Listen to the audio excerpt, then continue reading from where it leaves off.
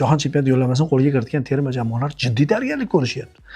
Bizda esa vaziyat butunlay boshqacha. Murabbiy hal bo'lmagan, juda qiziq jarayon va aksar futbolchilarimiz jahon chempionati yo'llanmasini hal qilgan futbolchilarimiz biri sport formasida emas, birida aniq endi orqaga qaytib bo'lmaydigan darajadagi orqaga ketish, jarohatlar girdobiga kirib qolish va bu jarohatlar ko'p kuzatilayotgandan bunga balkim odatlanib ham qolishar degan xavotir bor va keyin o'yladim men.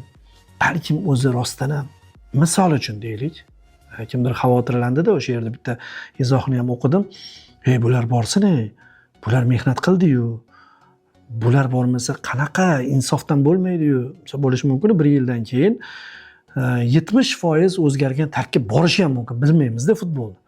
Chunki bularda boyagi gap o'sha qaytib olish bo'lmasa, lider futbolchilarni nazarda tutyapman. Butunlay boshqa futbolchilar o'zlarini ko'rsatdi.